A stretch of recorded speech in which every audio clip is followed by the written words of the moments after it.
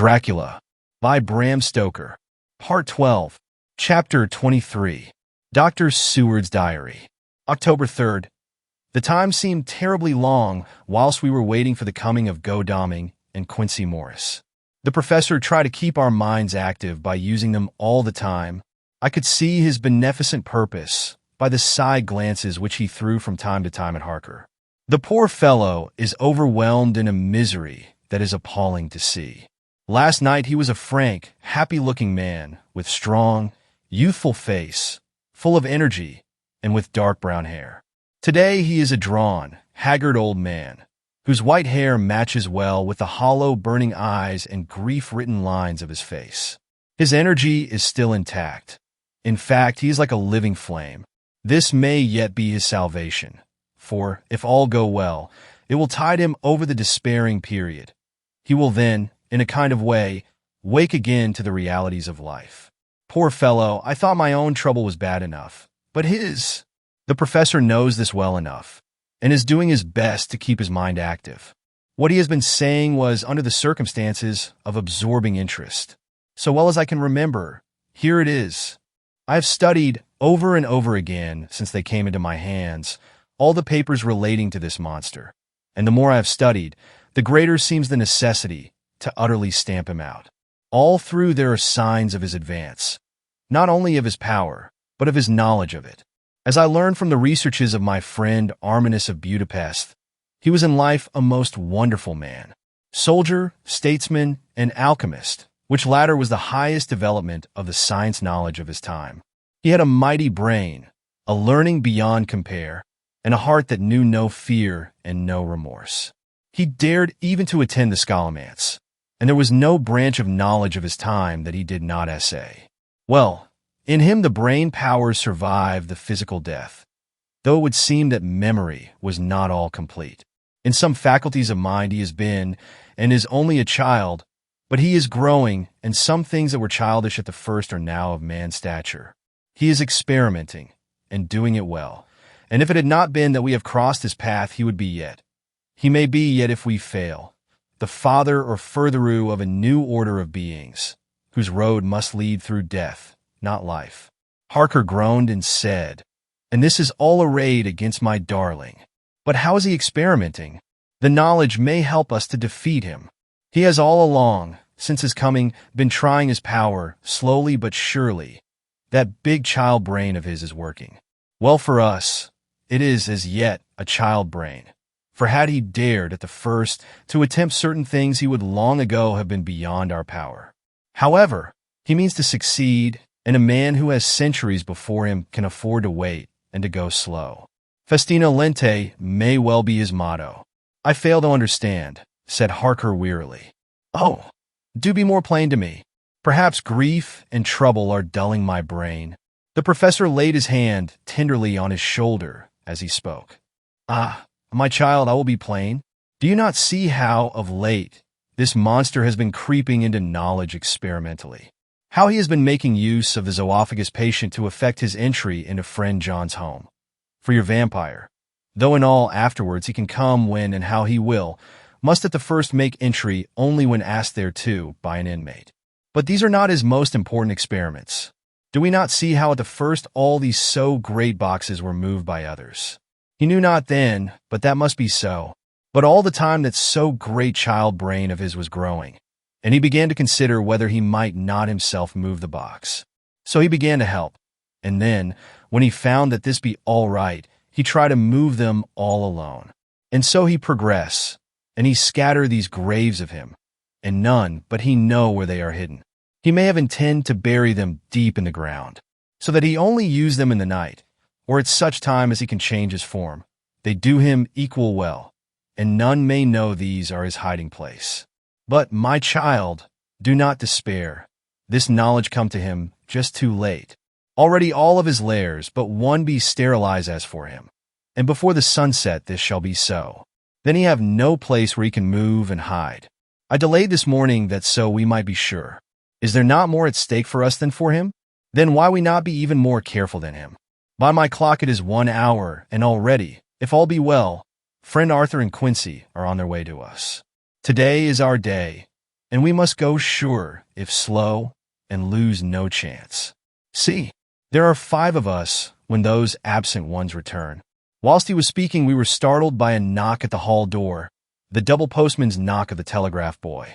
We all moved out to the hall with one impulse, and Van Helsing, holding up his hand to us to keep silence, stepped to the door and opened it. The boy handed in a dispatch. The professor closed the door again, and after looking at the direction, opened it and read aloud. Look out for D. He has just now, 12:45, come from Carfax hurriedly and hastened towards the south. He seems to be going the round, and may want to see you, Mina. There was a pause, broken by Jonathan Harker's voice. Now, God be thanked, we shall soon meet. Van Helsing turned to him quickly and said, God will act in his own way and time. Do not fear, and do not rejoice as yet, for what we wish for at the moment may be our undoings. I care for nothing now, he answered hotly, except to wipe out this brute from the face of creation. I would sell my soul to do it.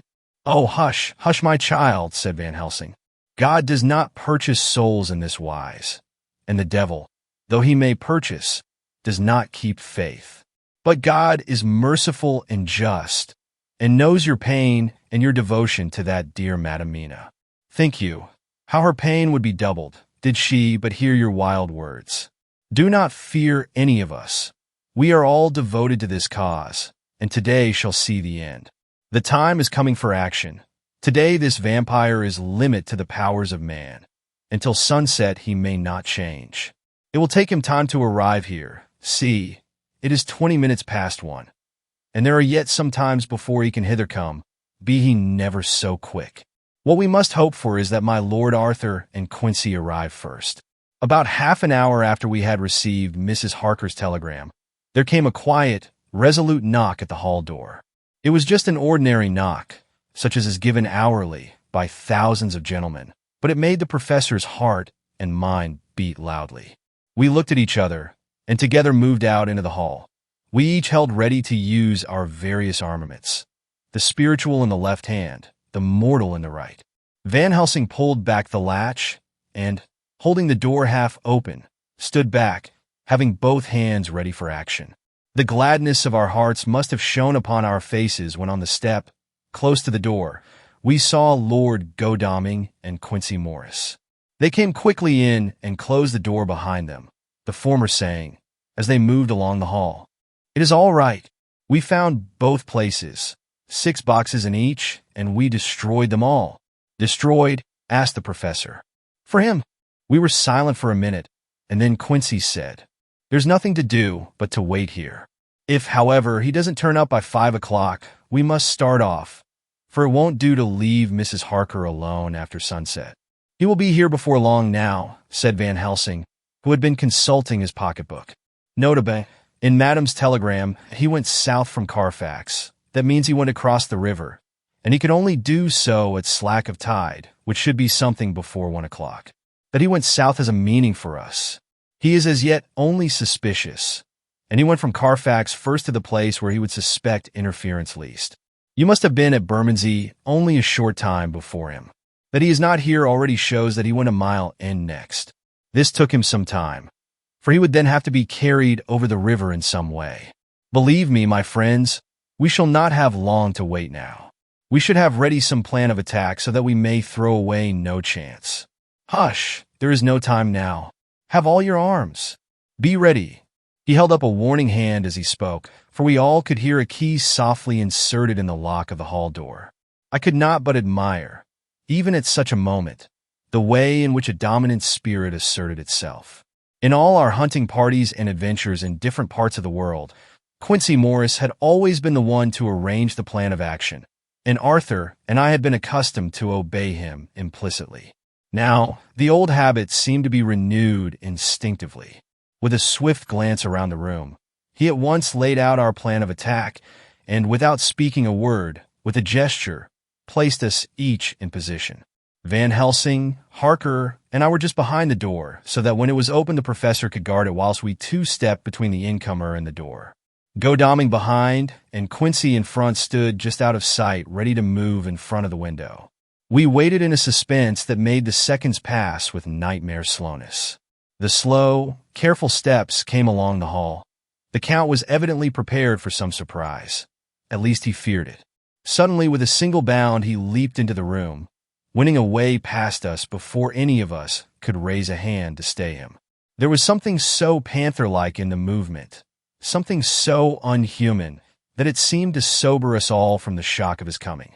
The first to act was Harker, who, with a quick movement, threw himself before the door leading into the room in the front of the house. As the Count saw us, a horrible sort of snarl passed over his face, showing the eye teeth long and pointed, but the evil smile as quickly passed into a cold stare of lion-like disdain. His expression again changed as, with a single impulse, we all advanced upon him. It was a pity that we had not some better organized plan of attack, for even at the moment I wondered what we were to do. I did not myself know whether our lethal weapons would avail us anything. Harker evidently meant to try the matter, for he had ready his great cookery knife and made a fierce and sudden cut at him. The blow was a powerful one. Only the diabolical quickness of the Count's leap back saved him. A second less, and the trenchant blade had shorn through his heart. As it was, the point just cut the cloth of his coat, making a wide gap whence a bundle of banknotes and a stream of gold fell out. The expression of the Count's face was so hellish that for a moment I feared for Harker, though I saw him throw the terrible knife aloft again for another stroke. Instinctively, I moved forward with a protective impulse, holding the crucifix and wafer in my left hand. I felt a mighty power fly along my arm, and it was without surprise that I saw the monster cower back before a similar movement made spontaneously by each one of us. It would be impossible to describe the expression of hate and baffled malignity, of anger and hellish rage, which came over the Count's face. His waxen hue became greenish-yellow by the contrast of his burning eyes, and the red scar on the forehead showed on the pallid skin like a palpitating wound. The next instant, with a sinuous dive, he swept under Harker's arm, ere his blow could fall, and, grasping a handful of the money from the floor, dashed across the room, threw himself at the window. Amid the crash and glitter of the falling glass, he tumbled into the flagged area below. Through the sound of the shivering glass, I could hear the ting of the gold, as some of the sovereigns fell on the flagging. We ran over and saw him spring unhurt from the ground. He, rushing up the steps, crossed the flagged yard, and pushed open the stable door. There he turned and spoke to us. "You think to baffle me, you, with your pale faces all in a row, like sheep in a butcher's. You shall be sorry yet, each one of you. You think you have left me without a place to rest, but I have more. My revenge is just begun. I spread it over centuries, and time is on my side.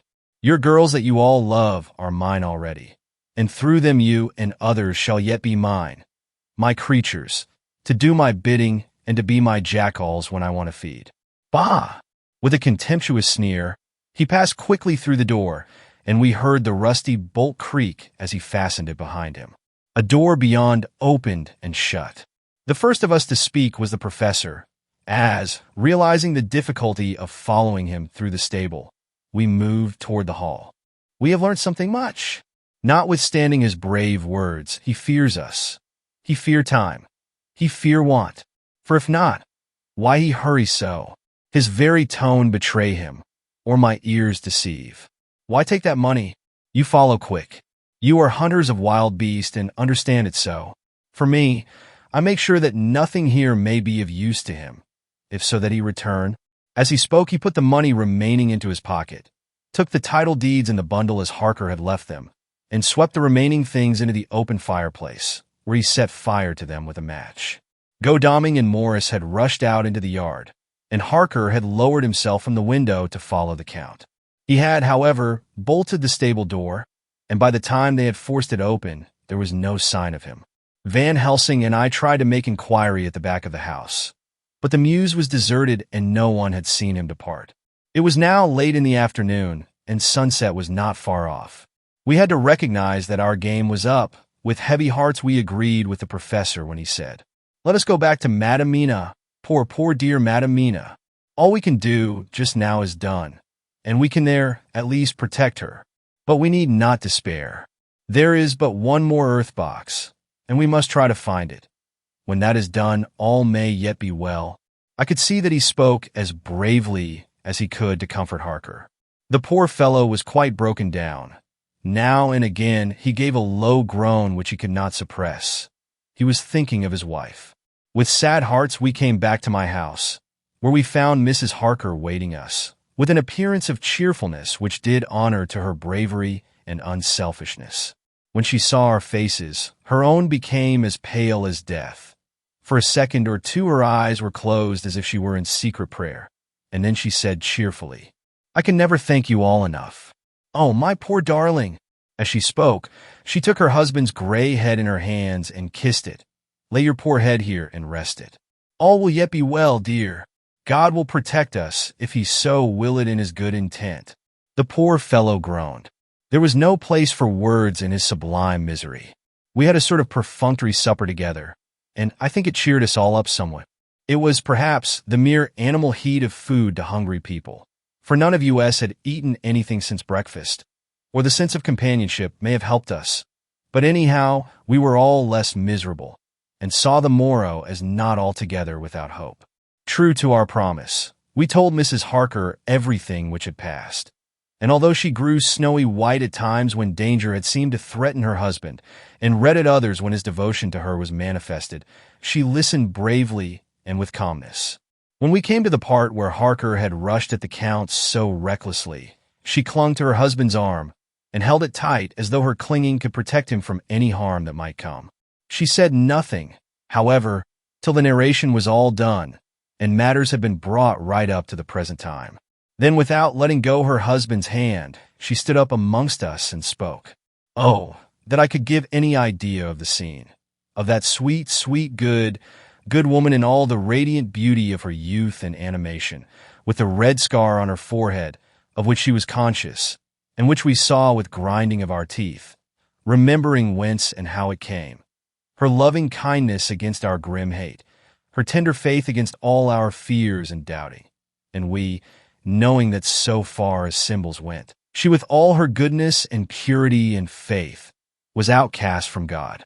"Jonathan," she said, and the words sounded like music on her lips. It was so full of love and tenderness. "Jonathan, dear, and you all my true friends, I want you to bear something in mind through all this dreadful time. I know that you must fight, that you must destroy even as you destroyed the false Lucy, so that the true Lucy might live hereafter. But it is not a work of hate. That poor soul who has wrought all this misery is the saddest case of all. Just think what will be his joy when he, too, is destroyed in his worser part, that his better part may have spiritual immortality. You must be pitiful to him, too, though it may not hold your hands from his destruction." As she spoke, I could see her husband's face darken and draw together, as though the passion in him were shriveling his being to its core. Instinctively, the clasp on his wife's hand grew closer, till his knuckles looked white. She did not flinch from the pain which I knew she must have suffered, but looked at him with eyes that were more appealing than ever. As she stopped speaking, he leaped to his feet, almost tearing his hand from hers as he spoke. "May God give him into my hand, just for long enough to destroy that earthly life of him which we are aiming at. If beyond it I could send his soul for ever and ever to burning hell, I would do it. Oh, hush! Oh, hush! In the name of the good God, don't say such things, Jonathan, my husband, or you will crush me with fear and horror. Just think, my dear, I've been thinking all this long day of it, that perhaps some day I, too, may need such pity, and that some other like you, and with equal cause for anger, may deny it to me. Oh, my husband! Indeed, I would have spared you such a thought had there been another way, but I pray that God may not have treasured your wild words, except as the heartbroken wail of a very loving and sorely stricken man. Oh, God, let these poor white hairs go in evidence of what he has suffered, who all his life has done no wrong, and on whom so many sorrows have come. We men were all in tears now. There was no resisting them, and we wept openly. She wept, too, to see that her sweeter counsels had prevailed. Her husband flung himself on his knees beside her, and putting his arms round her, hid his face in the folds of her dress. Van Helsing beckoned to us, and we stole out of the room, leaving the two loving hearts alone with their god. Before they retired, the professor fixed up the room against any coming of the vampire, and assured Mrs. Harker that she might rest in peace. She tried to school herself to the belief, and manifestly for her husband's sake, tried to seem content. It was a brave struggle, and was, I think and believe, not without its reward. Van Helsing had placed at hand a bell, which either of them was to sound in case of any emergency. When they had retired, Quincy, Godalming, and I arranged that we should sit up, dividing the night between us, and watch over the safety of the poor stricken lady. The first watch falls to Quincy, so the rest of us shall be off to bed as soon as we can. Godalming has already turned in, for his is the second watch. Now that my work is done, I, too, shall go to bed. Jonathan Harker's journal. 3 to 4 October, close to midnight. I thought yesterday would never end. There was over me a yearning for sleep, in some sort of blind belief that to wake would be to find things changed, and that any change must now be for the better. Before we parted, we discussed what our next step was to be, but we could arrive at no result. All we knew was that one earth box remained, and that the Count alone knew where it was. If he chooses to lie hidden, he may baffle us for years. And in the meantime, the thought is too horrible. I dare not think of it even now. This I know, that if ever there was a woman who was all perfection, that one is my poor wrong darling. I love her 1,000 times more for her sweet pity of last night, a pity that made my own hate of the monster seem despicable. Surely God will not permit the world to be the poorer by the loss of such a creature. This is hope to me. We are all drifting reefwards now, and faith is our only anchor. Thank God, Mina is sleeping, and sleeping without dreams. I fear what her dreams might be like, with such terrible memories to ground them in. She has not been so calm, within my seeing, since the sunset. Then, for a while, there came over her face a repose which was like spring after the blasts of March. I thought at the time that it was the softness of the red sunset on her face, but somehow now I think it has a deeper meaning. I am not sleepy myself, though I am weary to death. However, I must try to sleep, for there is tomorrow to think of, and there is no rest for me until. Later, I must have fallen asleep, for I was awaked by Mina, who was sitting up in bed with a startled look on her face. I could see easily, for we did not leave the room in darkness. She had placed a warning hand over my mouth, and now she whispered in my ear, "Hush! There is someone in the corridor." I got up softly, and crossing the room, gently opened the door. Just outside, stretched on a mattress, lay Mr. Morris, wide awake. He raised a warning hand for silence as he whispered to me, "Hush! Go back to bed. It is all right. One of us will be here all night. We don't mean to take any chances." His look and gesture forbade discussion, so I came back and told Mina. She sighed, and positively a shadow of a smile stole over her poor, pale face as she put her arms round me and said softly, "Oh, thank God for good, brave men." With a sigh, she sank back again to sleep. I write this now, as I am not sleepy, though I must try again. October 4th, morning. Once again during the night, I was wakened by Mina. This time we had all had a good sleep, for the gray of the coming dawn was making the windows into sharp oblongs, and the gas flame was like a speck rather than a disk of light. She said to me hurriedly, "Go, call the professor. I want to see him at once." "Why?" I asked. "I have an idea. I suppose it must have come in the night, and matured without my knowing it. He must hypnotize me before the dawn, and then I shall be able to speak. Go quick, dearest. The time is getting close." I went to the door.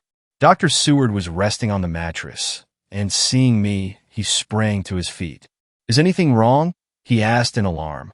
"No," I replied, "but Mina wants to see Dr. Van Helsing at once." "I will go," he said, and hurried into the professor's room. In 2 or 3 minutes later, Van Helsing was in the room in his dressing gown, and Mr. Morris and Lord Godalming were with Dr. Seward at the door asking questions.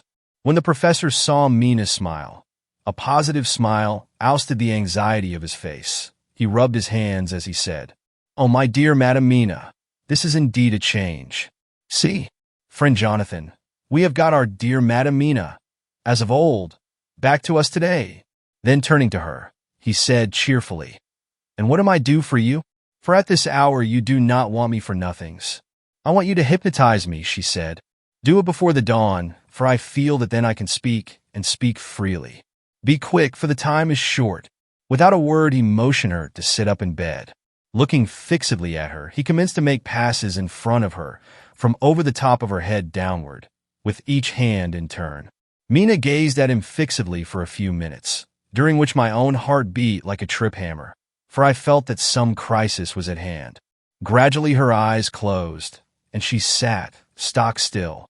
Only by the gentle heaving of her bosom could one know that she was alive. The professor made a few more passes and then stopped, and I could see that his forehead was covered with great beads of perspiration. Mina opened her eyes, but she did not seem the same woman. There was a faraway look in her eyes, and her voice had a sad dreaminess which was new to me. Raising his hand to impose silence, the professor motioned to me to bring the others in. They came on tiptoe, closing the door behind them, and stood at the foot of the bed, looking on. Mina appeared not to see them. The stillness was broken by Van Helsing's voice speaking in a low-level tone, which would not break the current of her thoughts. "Where are you?" The answer came in a neutral way. "I do not know. Sleep has no place it can call its own." For several minutes there was silence. Mina sat rigid, and the professor stood staring at her fixedly. The rest of us hardly dared to breathe. The room was growing lighter. Without taking his eyes from Mina's face, Dr. Van Helsing motioned me to pull up the blind. I did so, and the day seemed just upon us. A red streak shot up, and a rosy light seemed to diffuse itself through the room. On the instant the professor spoke again. "Where are you now?" The answer came dreamily, but with intention. It were as though she were interpreting something. I have heard her use the same tone when reading her shorthand notes. "I do not know. It is all strange to me. What do you see?" "I can see nothing. It is all dark." "What do you hear?" I could detect the strain in the professor's patient voice. "The lapping of water. It is gurgling by, and little waves leap. I can hear them on the outside." "Then you are on a ship?" We all looked at each other, trying to glean something each from the other. We were afraid to think. The answer came quick. "Oh yes." "What else do you hear?" "The sound of men stamping overhead as they run about. There is the creaking of a chain, and the loud tinkle as the check of the capstan falls into the rachet." "What are you doing?" "I'm still, oh so still. It is like death." The voice faded away into a deep breath as of one sleeping, and the open eyes closed again. By this time the sun had risen, and we were all in the full light of day.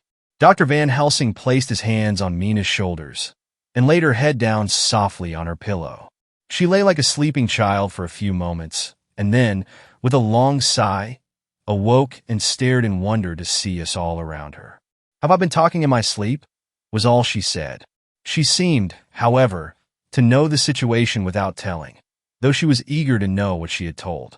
The professor repeated the conversation, and she said, "Then there is not a moment to lose. It may not be yet too late." Mr. Morris and Lord Godalming started for the door, but the professor's calm voice called them back. "Stay, my friends." That ship, wherever it was weighing anchor while she spoke. There are many ships weighing anchor at the moment in your so great port of London. Which of them is it that you seek? God be thanked that we have once again a clue, though whither it may lead us we know not. We have been blind somewhat, blind after the manner of men, since when we can look back we see what we might have seen looking forward if we had been able to see what we might have seen. Alas, but that sentence is a puddle, is it not? We can know now what was in the Count's mind, when he seized that money, though Jonathan's so fierce knife put him in the danger that even he dread. He meant escape. Hear me, escape. He saw that with but one earth box left, and a pack of men following like dogs after a fox, this London was no place for him. He have take his last earth box on board a ship, and he leave the land. He think to escape, but no, we follow him. Tally-ho, as friend Arthur would say when he put on his red frock. Our old fox is wily, oh, so wily, and we must follow with wile. I, too, am wily, and I think his mind in a little while. In meantime we may rest and in peace, for there are waters between us which he do not want to pass, and which he could not if he would, unless the ship were to touch the land, and then only at full or slack tide. See, and the sun is just rose, and all day to sunset is to us. Let us take bath and dress, and have breakfast which we all need, and which we can eat comfortably, since he be not in the same land with us. Mina looked at him appealingly as she asked, "But why need we seek him further, when he has gone away from us?" He took her hand and patted it as he replied, "Ask me nothings as yet. When we have breakfast, then I answer all questions." He would say no more, and we separated to dress. After breakfast, Mina repeated her question. He looked at her gravely for a minute and then said sorrowfully, "Because, my dear, dear Madam Mina, now more than ever must we find him, even if we have to follow him to the jaws of hell."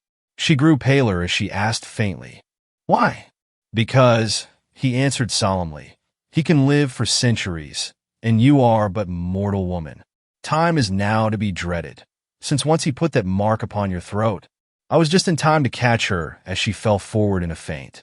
Chapter 24. Dr. Seward's Phonograph Diary, spoken by Van Helsing.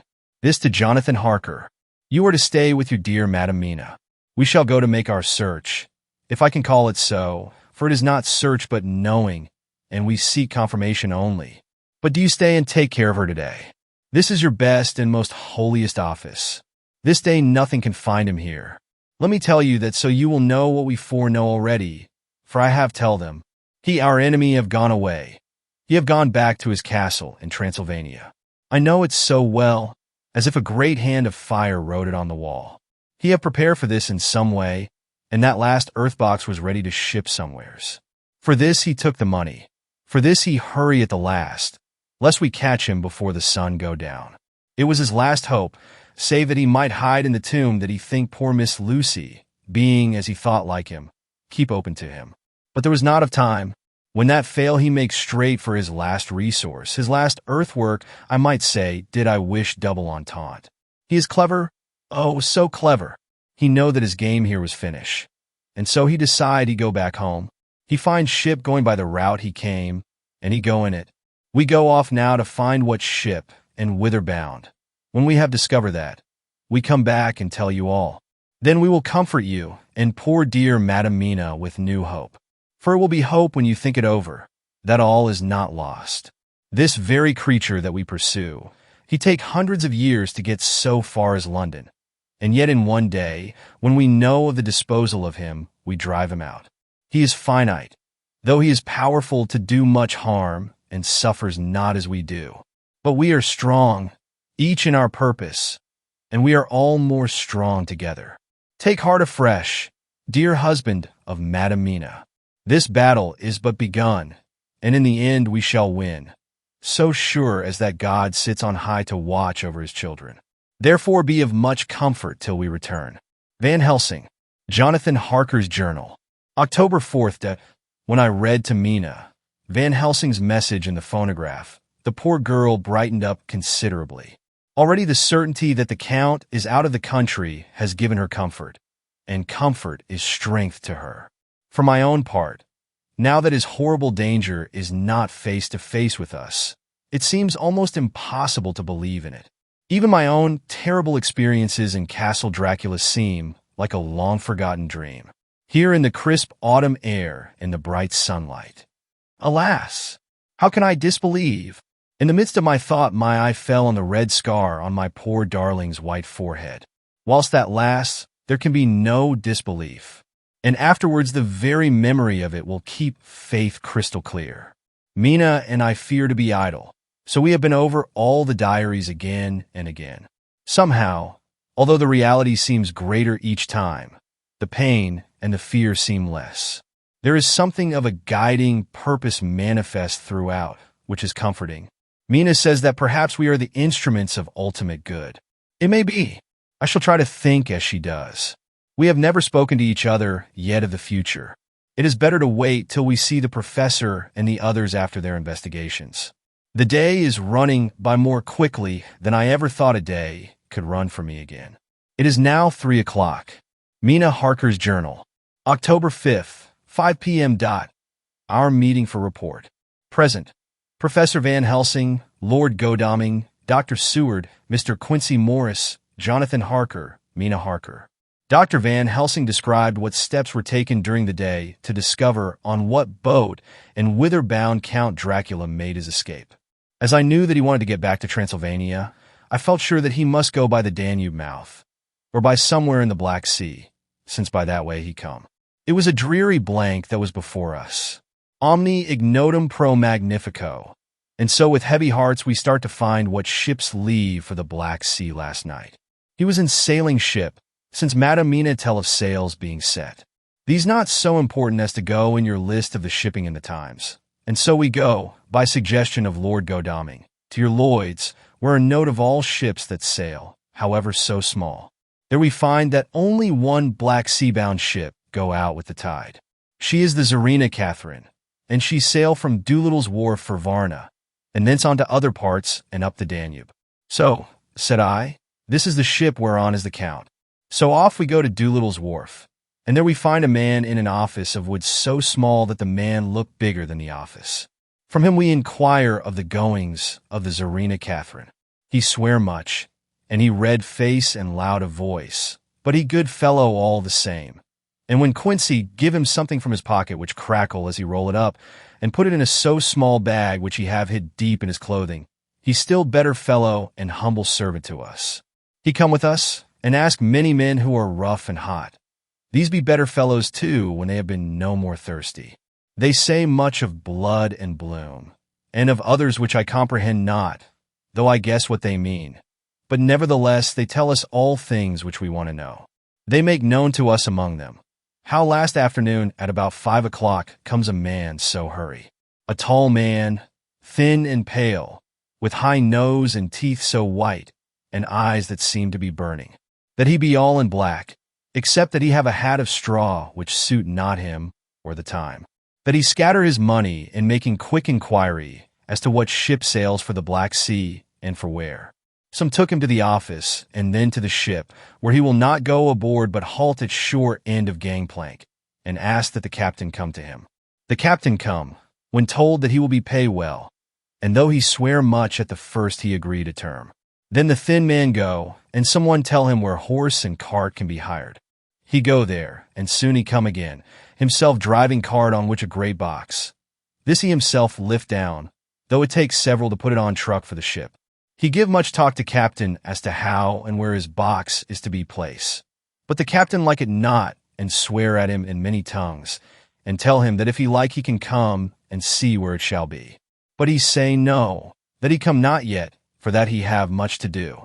Whereupon the captain tell him that he had better be quick, with blood, for that his ship will leave the place, of blood, before the turn of the tide, with blood. Then the thin man smile, and say that of course he must go when he think fit, but he will be surprised if he go quite so soon. The captain swear again, polyglot, and the thin man make him bow, and thank him, and say that he will so far intrude on his kindness as to come aboard before the sailing. Final the captain, more red than ever, and in more tongues tell him that he doesn't want no Frenchmen, with bloom upon them, and also with blood, in his ship, with blood on her also. And so, after asking where there might be close at hand a ship where he might purchase ship forms, he departed. No one knew where he went or bloomin' well cared, as they said, for they had something else to think of, well with blood again. For it soon became apparent to all that the Tsarina Catherine would not sail as was expected. A thin mist began to creep up from the river, and it grew and grew, till soon a dense fog enveloped the ship and all around her. The captain swore polyglot, very polyglot, polyglot with bloom and blood, but he could do nothing. The water rose and rose, and he began to fear that he would lose the tide altogether. He was in no friendly mood when just at full tide, the thin man came up the gangplank again and asked to see where his box had been stowed. Then the captain replied that he wished that he and his box, old and with much bloom and blood, were in hell. But the thin man did not be offended, and went down with the mate, and saw where it was placed, and came up and stood a while on deck in fog. He must have come off by himself, for none noticed him. Indeed, they thought not of him. For soon the fog began to melt away, and all was clear again. My friends of the thirst and the language that was of bloom and blood laughed, as they told how the captain's swears exceeded even his usual polyglot, and was more than ever full of picturesque, when on questioning other mariners who were on movement up and down on the river that hour, he found that few of them had seen any of fog at all, except where it lay round the wharf. However, the ship went out on the ebb tide, and was doubtless by morning far down the river mouth. She was by then, when they told us, well out to sea. And so, my dear Madam Mina, it is that we have to rest for a time, for our enemy is on the sea, with the fog at his command, on his way to the Danube mouth. To sail a ship takes time, go she never so quick. And when we start we go on land more quick, and we meet him there. Our best hope is to come on him when in the box between sunrise and sunset, for then he can make no struggle, and we may deal with him as we should. There are days for us in which we can make ready our plan. We know all about where he go, for we have seen the owner of the ship, who have shown us invoices and all papers that can be. The box we seek is to be landed in Varna, and to be given to an agent, one Ristix, who will there present his credentials. And so our merchant friend will have done his part. When he asks if there be any wrong for that so, he can telegraph and have inquiry made at Varna. We say no, for what is to be done is not for police or the customs. It must be done by us alone and in our own way. When Dr. Van Helsing had done speaking, I asked him if he were certain that the Count had remained on board the ship. He replied, "We have the best proof of that. Your own evidence when in the hypnotic trance this morning." I asked him again if it were really necessary that they should pursue the Count. For I dread Jonathan leaving me, and I know that he would surely go if the others went. He answered in growing passion, at first quietly. As he went on, however, he grew more angry and more forceful, till in the end we could not but see wherein was at least some of that personal dominance which made him so long a master amongst men. Yes, it is necessary, for your sake in the first, and then for the sake of humanity. This monster has done much harm already, in the narrow scope where he find himself, and in the short time when as yet he was only as a body groping his so small measure in darkness and not knowing.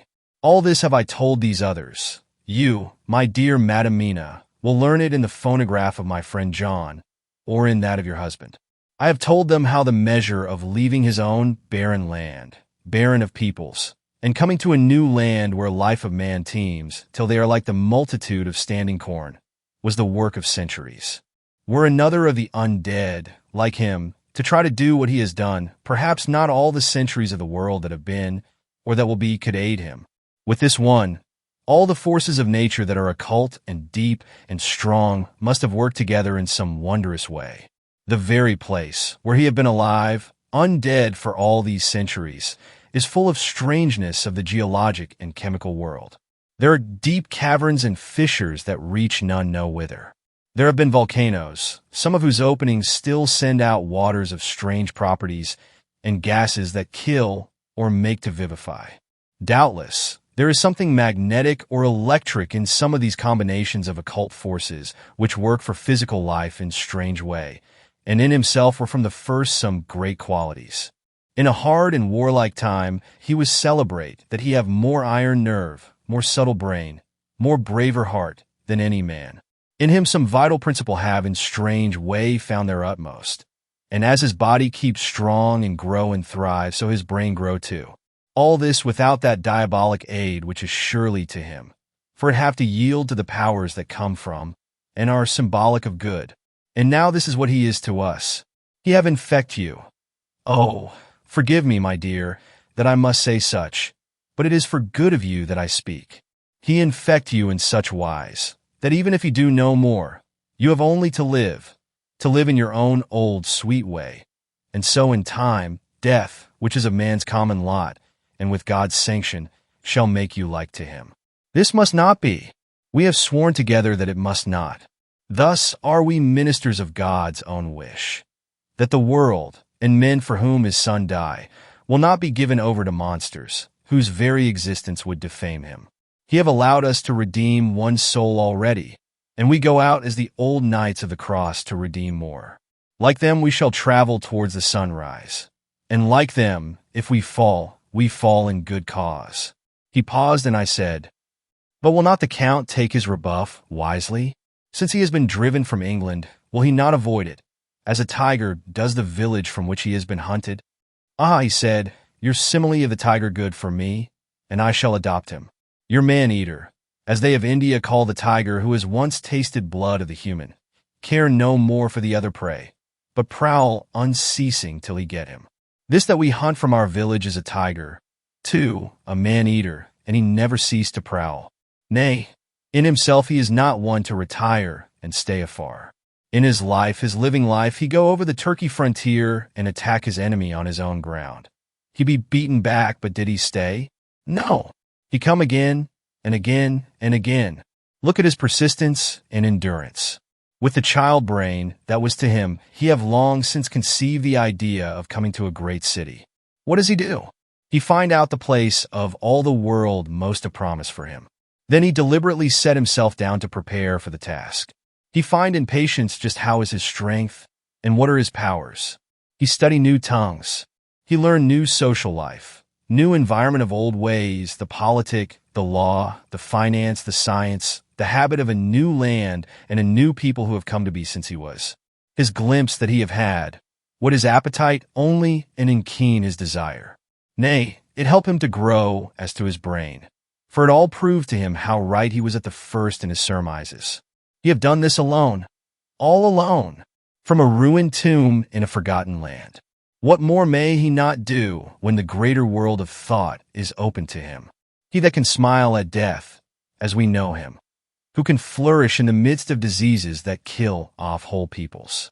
Oh, if such an one was to come from God, and not the devil, what a force for good might he not be in this old world of ours. But we are pledged to set the world free. Our toil must be in silence, and our efforts all in secret. For in this enlightened age, when men believe not even what they see, the doubting of wise men would be his greatest strength. It would be at once his sheath and his armor, and his weapons to destroy us, his enemies, who are willing to peril even our own souls for the safety of one we love, for the good of mankind, and for the honor and glory of God.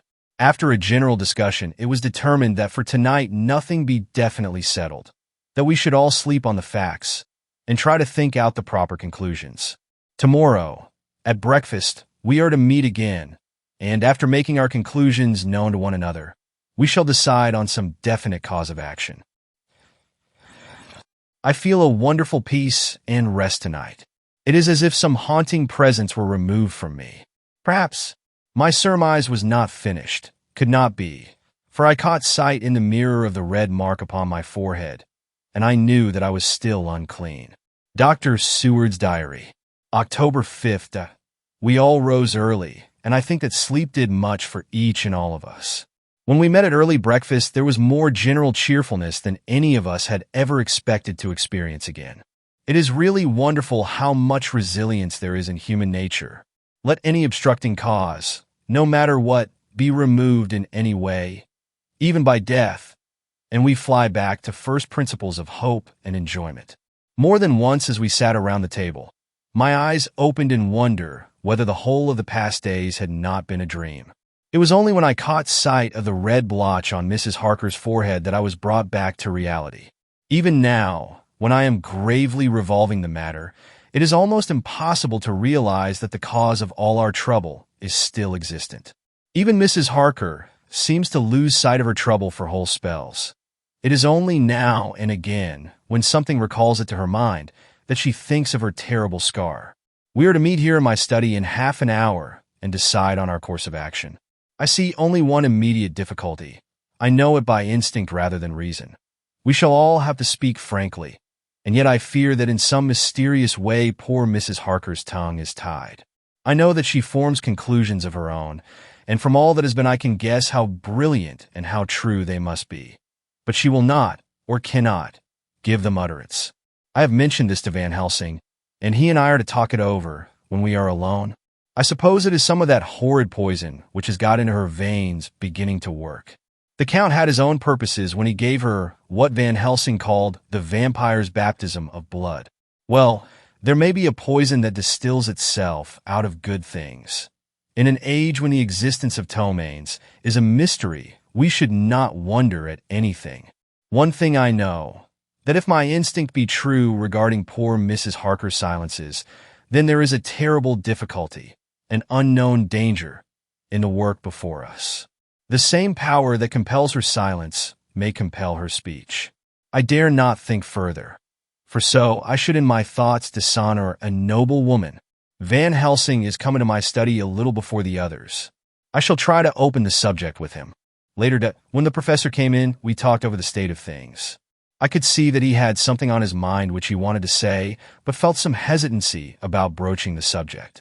After beating about the bush a little, he said suddenly, "Friend John, there is something that you and I must talk of alone, just at the first at any rate. Later, we may have to take the others into our confidence." Then he stopped, so I waited. He went on, "Madam Mina, our poor, dear Madam Mina is changing." A cold shiver ran through me to find my worst fears thus endorsed. Van Helsing continued, "With the sad experience of Miss Lucy, we must this time be warned before things go too far. Our task is now in reality more difficult than ever, and this new trouble makes every hour of the direst importance." I can see the characteristics of the vampire coming in her face. It is now but very, very slight, but it is to be seen if we have eyes to notice without to prejudge. Her teeth are some sharper, and at times her eyes are more hard. But these are not all. There is to her the silence now often, as so it was with Miss Lucy. She did not speak, even when she wrote that which she wished to be known later. Now my fear is this. If it be that she can, by our hypnotic trance, tell what the Count see and hear, is it not more true that he who have hypnotized her first, and who have drink of her very blood and make her drink of his should, if he will compel her mind to disclose to him that which she know? I nodded acquiescence. He went on. Then, what we must do is to prevent this. We must keep her ignorant of our intent, and so she cannot tell what she know not. This is a painful task. Oh, so painful that it heartbreak me to think of. But it must be. When today we meet, I must tell her that for reason which we will not to speak, she must not more be of our counsel, but be simply guarded by us. He wiped his forehead, which had broken out in profuse perspiration at the thought of the pain which he might have to inflict upon the poor soul already so tortured. I knew that it would be some sort of comfort to him if I told him that I also had come to the same conclusion, for at any rate it would take away the pain of doubt. I told him, and the effect was as I expected. It is now close to the time of our general gathering. Van Helsing has gone away to prepare for the meeting and his painful part of it. I really believe his purpose is to be able to pray alone. Later, at the very outset of our meeting, a great personal relief was experienced by both Van Helsing and myself. Mrs. Harker had sent a message by her husband to say that she would not join us at present, as she thought it better that we should be free to discuss our movements without her presence to embarrass us. The professor and I looked at each other for an instant, and somehow we both seemed relieved. For my own part, I thought that if Mrs. Harker realized the danger herself, it was much pain as well as much danger averted. Under the circumstances, we agreed, by a questioning look and answer, with finger on lip, to preserve silence in our suspicions, until we should have been able to confer alone again. We went at once into our plan of campaign. Van Helsing roughly put the facts before us first. The Tsarina Catherine left the Thames yesterday morning. It will take her at the quickest speed she has ever made at least 3 weeks to reach Varna, but we can travel overland to the same place in 3 days. Now, if we allow for 2 days less for the ship's voyage, owing to such weather influences as we know that the Count can bring to bear, and if we allow a whole day and night for any delays which may occur to us, then we have a margin of nearly 2 weeks. Thus, in order to be quite safe, we must leave here on 17th at latest. Then we shall at any rate be in Varna a day before the ship arrives, and able to make such preparations as may be necessary. Of course we shall all go armed. Armed against evil things, spiritual as well as physical. Here Quincy Morris added, I understand that the Count comes from a wolf country, and it may be that he shall get there before us. I propose that we add Winchesters to our armament. I have a kind of belief in a Winchester when there is any trouble of that sort around. Do you remember, Art, when we had the pack after us at Tobolsk? What wouldn't we have given then for a repeater apiece? Good, said Van Helsing. Winchesters it shall be. Quincy's head is level at all times, but most so when there is to hunt. Metaphor be more dishonor to science than wolves be of danger to man. In the meantime, we can do nothing here. And as I think that Varna is not familiar to any of us, why not go there more soon? It is as long to wait here as there. Tonight and tomorrow we can get ready. And then, if all be well, we four can set out on our journey. We four, said Harker interrogatively, looking from one to another of us. Of course, answered the professor quickly. You must remain to take care of your so sweet wife. Harker was silent for a while, and then said in a hollow voice, Let us talk of that part of it in the morning. I want to consult with Mina. I thought that now was the time for Van Helsing to warn him not to disclose our plans to her. But he took no notice.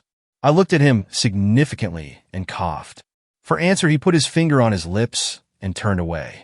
Jonathan Harker's Journal, October 5th, afternoon. For some time after our meeting this morning, I could not think. The new phases of things leave my mind in a state of wonder which allows no room for active thought. Mina's determination not to take any part in the discussion set me thinking, and as I could not argue the matter with her, I could only guess. I am as far as ever from a solution now.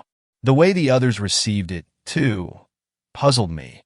The last time we talked of the subject, we agreed that there was to be no more concealment of anything amongst us. Mina is sleeping now, calmly and sweetly like a little child. Her lips are curved and her face beams with happiness. Thank God, there are such moments still for her. Later to how strange it all is, I sat watching Mina's happy sleep and came as near to being happy myself as I suppose I shall ever be. As the evening drew on, and the earth took its shadows from the sun sinking lower, the silence of the room grew more and more solemn to me. All at once Mina opened her eyes, and looking at me tenderly said, Jonathan, I want you to promise me something on your word of honor. A promise made to me, but made holily in God's hearing, and not to be broken, though I should go down on my knees and implore you with bitter tears. Quick, you must make it to me at once. Mina, I said, a promise like that, I cannot make at once. I may have no right to make it. But, dear one, she said, with such spiritual intensity that her eyes were like pole stars, it is I who wish it, and it is not for myself. You can ask Dr. Van Helsing if I am not right. If he disagrees, you may do as you will. Nay more, if you all agree later, you are absolved from the promise. I promise, I said, and for a moment she looked supremely happy, though to me all happiness for her was denied by the red scar on her forehead. She said, Promise me that you will not tell me anything of the plans formed for the campaign against the Count, not by word or inference or implication, not at any time whilst this remains to me. And she solemnly pointed to the scar. I saw that she was in earnest and said solemnly, I promise. And as I said it, I felt that from that instant a door had been shut between us. Later, midnight, Mina has been bright and cheerful all the evening. So much so that all the rest seemed to take courage, as if infected somewhat with her gaiety.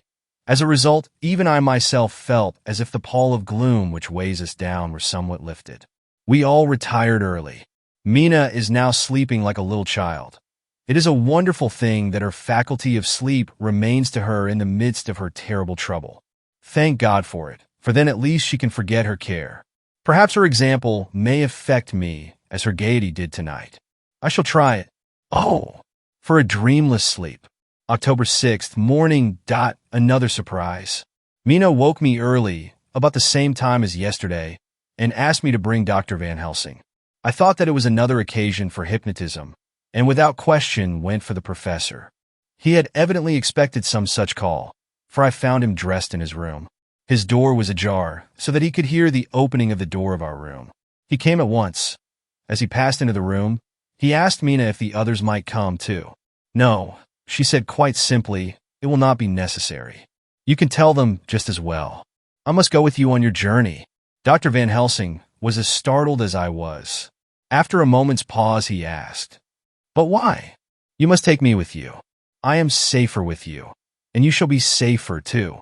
"But why? Dear Madam Mina, you know that your safety is our solemnest duty. We go into danger, to which you are, or may be, more liable than any of us from circumstances, things that have been." He paused, embarrassed.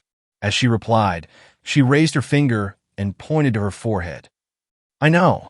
That is why I must go. I can tell you now, whilst the sun is coming up, I may not be able again. I know that when the Count wills me, I must go. I know that if he tells me to come in secret, I must come by any device to hoodwink, even Jonathan." God saw the look that she turned on me as she spoke, and if there be indeed a recording angel, that look is noted to her everlasting honor. I could only clasp her hand. I could not speak. My emotion was too great for even the relief of tears. She went on, "You men are brave and strong. You are strong in your numbers, for you can defy that which would break down the human endurance of one who had to guard alone. Besides, I may be of service, since you can hypnotize me, and so learn that which even I myself do not know." Dr. Van Helsing said very gravely, "Madam Mina, you are, as always, most wise. You shall with us come, and together we shall do that which we go forth to achieve." When he had spoken, Mina's long spell of silence made me look at her. She had fallen back on her pillow asleep. She did not even wake when I had pulled up the blind and let in the sunlight which flooded the room. Van Helsing motioned to me to come with him quietly. We went to his room, and within a minute Lord Godalming, Dr. Seward, and Mr. Morris were with us also. He told them what Mina had said, and went on. "In the morning we shall leave for Varna. We have now to deal with a new factor, Madam Mina. Oh, but her soul is true. It is to her an agony to tell us so much as she has done, but it is most right, and we are warned in time. There must be no chance lost, and in Varna we must be ready to act the instant when that ship arrives." "What shall we do exactly?" asked Mr. Morris laconically. The professor paused before replying. "We shall at the first board that ship. Then, when we have identified the box, we shall place a branch of the wild rose on it. This we shall fasten, for when it is there none can emerge. So at least says the superstition. And to superstition must we trust at the first. It was man's faith in the early, and it have its root in faith still. Then, when we get the opportunity that we seek, when none are near to see, we shall open the box, and all will be well." "I shall not wait for any opportunity," said Morris. "When I see the box, I shall open it and destroy the monster, though there were 1,000 men looking on, and if I am to be wiped out for it the next moment." I grasped his hand instinctively and found it as firm as a piece of steel. I think he understood my look. I hope he did. "Good boy," said Dr. Van Helsing. "Brave boy. Quincy is all man. God bless him for it. My child, believe me, none of us shall lag behind or pause from any fear. I do but say what we may do, what we must do. But, indeed, we cannot say what we shall do. There are so many things which may happen, and their ways and their ends are so various that until the moment we may not say. We shall all be armed, in all ways, and when the time for the end is come, our effort shall not be lack. Now let us today put all our affairs in order. Let all things which touch on others dear to us, and who on us depend, be complete, for none of us can tell what, or when, or how, the end may be. As for me, my own affairs are regulate, and as I have nothing else to do, I shall go make arrangements for the travel. I shall have all tickets and so forth for our journey." There was nothing further to be said, and we parted. I shall now settle up all my affairs of earth, and be ready for whatever may come. Later, it is all done, my will is made, and all complete. Mina, if she survive, is my sole heir. If it should not be so, then the others who have been so good to us shall have remainder. It is now drawing towards the sunset. Mina's uneasiness calls my attention to it. I am sure that there is something on her mind which the time of exact sunset will reveal. These occasions are becoming harrowing times for us all, for each sunrise and sunset opens up some new danger, some new pain, which, however, may in God's will be means to a good end. I write all these things in the diary, since my darling must not hear them now. But if it may be that she can see them again, they shall be ready. She is calling to me.